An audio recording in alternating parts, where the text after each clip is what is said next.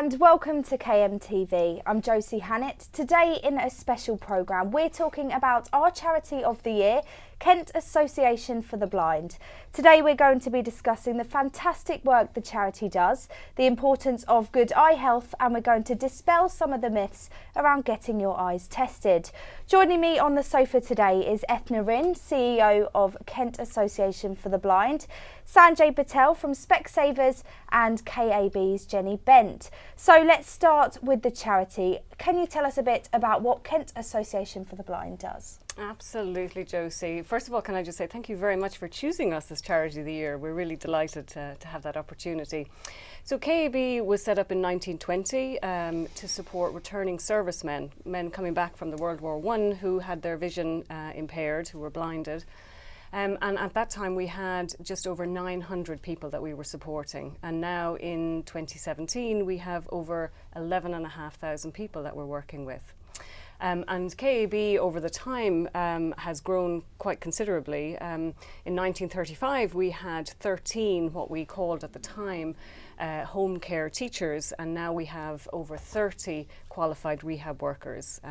In total we have about 106 staff, so we work all across Kent in terms of supporting people who are visually impaired. Fabulous. So if you'd like to tell us a bit about the UK Vision 2020 strategy and what the aim of the strategy Sure. is. Well, this is an absolutely excellent initiative. So it's a unifying framework to bring people across the whole of eye health, eye care and sight loss charities to work together. And in doing so, we have three main priorities. So the first priority is basically good eye health and promoting good eye health. The second is that anybody who does suffer from a visual impairment is given timely support, and if it's a permanent sight loss, then they have early intervention and the support that they need. And thirdly, to make sure that people with a sight loss can actually integrate and have a full and active life. Brilliant. So you offer a range of services and activities for those who are visually impaired, and we'll get to those in a minute. But first, let's have a look at this. I went along to an art class run by KAB. Let's see what they got up to. Many of us take our eyesight for granted, but for members of this art group in Maidstone, being visually impaired has been something they've had to deal with in their everyday lives. Paul Smith found out when he was just 14 he had black spots in his eyes, and in 2012 his sight got so bad he was registered blind. I'm the man of the house, father, husband, used to do loads of jobs. I struggled. The company I worked for gave me a lot of grief, so I didn't want to be on this planet. So, and then once it all got sorted out, I was into KB, then learned to use the white stick, done computers, microwave, did rehab course, met a load of people and met some friends down here. So life started changing again, so it started getting better. He's now found a new passion in art, joining a group run by Kent Association for the Blind. Many of the people in this art group wouldn't have picked up a paintbrush since they left school, but this is just one of the clubs that KAB has set up to help those who are visually impaired. Not only does it encourage them to try new things, but also to pick up old hobbies they thought they had to give up when they lost their sight. Tracy Goering is also a member of the art group. She's completely blind in her left eye, caused by brain tumours on her optic nerves. They were only discovered after she hit her head at work and went for an eye test after her vision deteriorated. She thinks more people need to go to the opticians. I could see I was fine until that one instant where I banged my head, and then suddenly it tipped everything upside down. Because the tumours that I'd had since I was a baby, but they'd never ever been picked up on until I was 30. The artists in this group come together once a month to share their stories and works of art. It's thanks to KAB they're able to enjoy a hobby they love. This is Josie Hannett in Maidstone for KMTV. So just watching that there, it's amazing seeing how being visually impaired doesn't actually, or some people, it doesn't affect their life as much as we think it would. It's funny, it's one of those things that if you're born blind, people will say, well, does it matter? I don't know any difference, so it's carrying on, so I'm doing everything that I'm helped to do. If you lose your vision later on, it's just getting to terms with the fact that there are still things that you can do, especially with the art for example, that we have so many great artists that have felt that over the time, oh, we can't pick up a paintbrush again. And it just takes the right person at the right time to interject and say, well, actually, if you try this, you can possibly do it this way. You might not be able to do it the way you was doing it before, but with just around the corner, there might be a different way to approach it. And I think that's how, as rehabilitation officers and mobility officers, that's how we work. We kind of see the problem and say, we're not going to fix it. It's a way of actually integrating it into your life, and just changing little bits along the way means that you can continue to live the same life that you've always lived. Do you think it gives, you know, some of the people in that class had never picked up a paintbrush before, said, oh yeah, I did it at school, but I've never done it, you know, since then. Do you think it's important to give people who may have become visually impaired later in their life a new task to get on with? I think one of the biggest problems that we have as optometrists is that we deal with giving good sight and looking for eye disease. But when there is irreversible sight loss, the hardest thing to deal with is actually the psychology of that, and actually when someone's lost their sight, especially later in life, the depression that comes with it as well is difficult. And also a lot of people, where they see the word blind and they think about losing their sight, they're very emotional about one of the biggest senses that we have. They would expect that blindness means not seeing anything at all. Of course, there's different levels of sight loss, and it's for our job as optometrists, and certainly with the KAB, do a great job with using whatever sight's left to actually make sure that someone can function, and it makes a huge difference to their life rather than giving up hope, in full.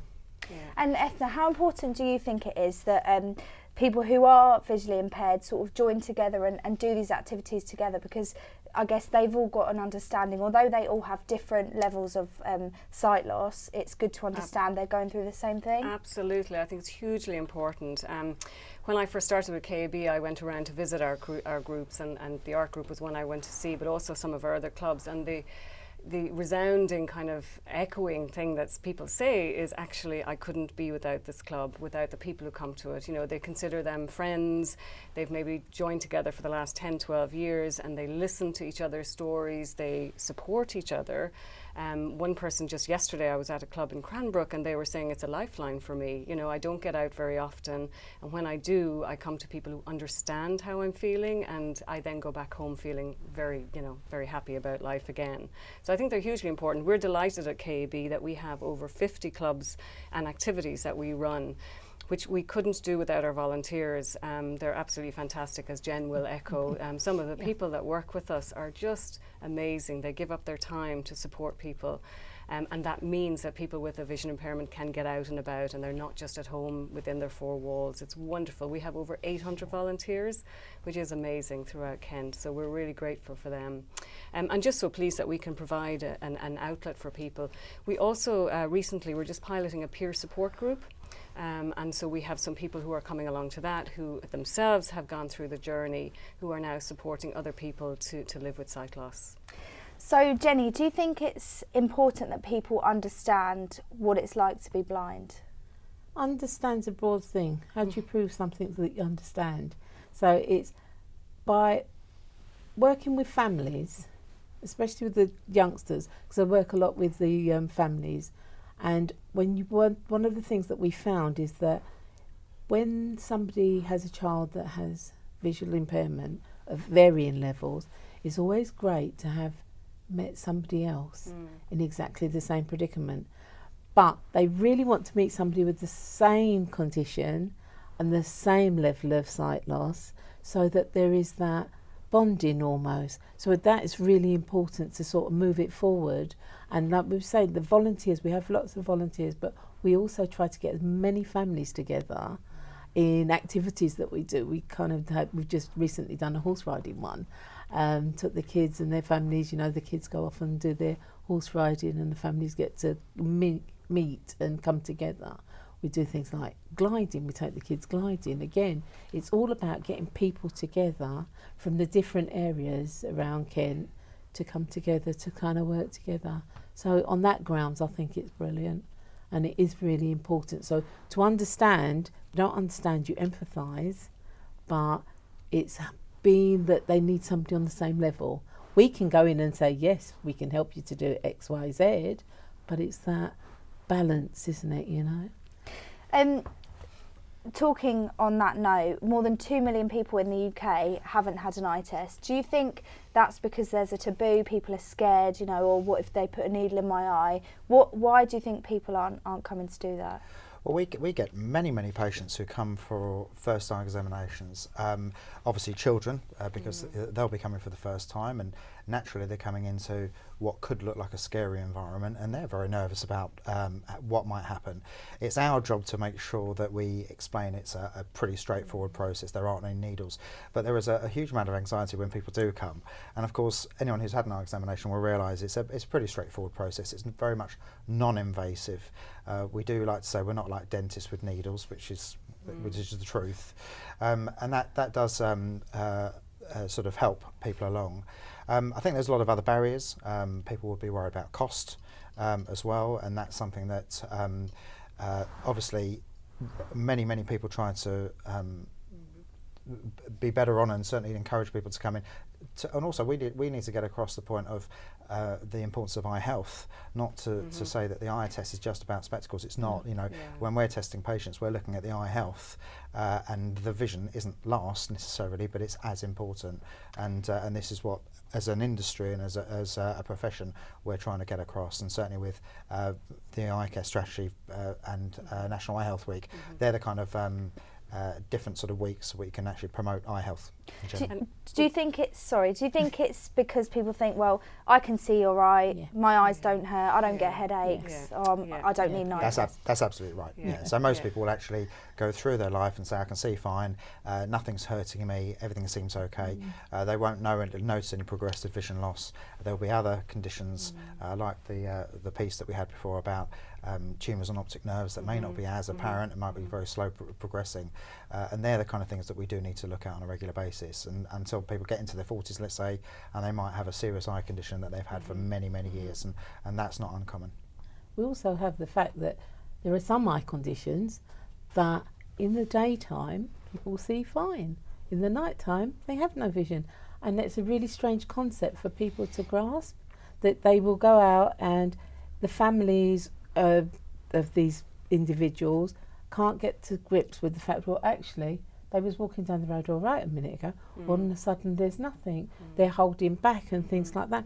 So it's getting across the difference with the eye conditions as well, and getting people to actually come to terms with them in one respect, but understand, now we can use understand a little bit more about the different types of eye conditions, that because you look at somebody, their eyes look fine, but actually there's what's going on behind, so that kind of marries into what Sanjay was saying.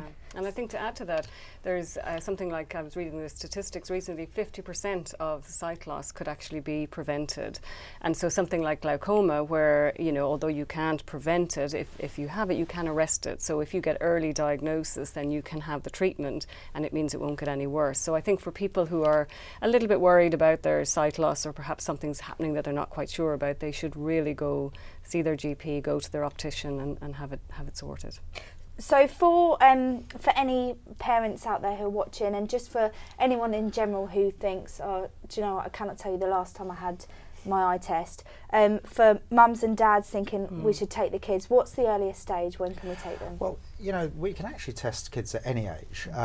It's on general, we actually like to test kids between 3.5 and 4 years old at the earliest stage, unless they've got any visible problems. Parents can tell if their children can't see, you know, far distance targets, or they're struggling to see, or their vision should be similar to theirs if they're looking at an aeroplane in the sky, that kind of thing. But 3.5, 4 is when you can actually get good results, and that would be probably the average age, if you like. And I think there used to be screening for vision in schools, and that's fallen off the radar over certainly the last 10, 20 years.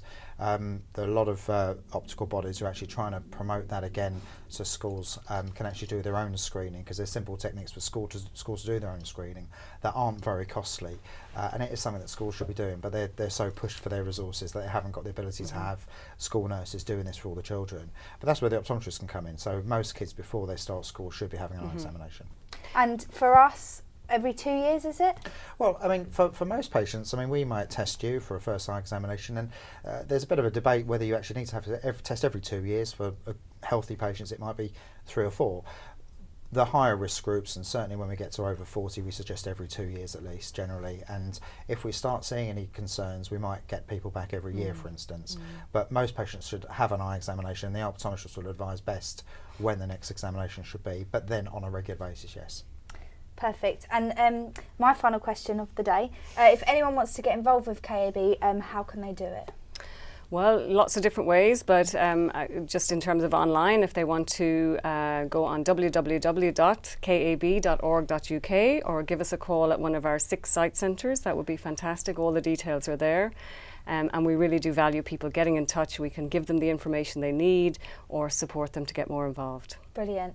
Well, that's all we've got time for here today. Be sure to check out Kent Association for the Blind's website, as you just heard it, www.kab.org.uk. But for now, thanks for watching. Goodbye.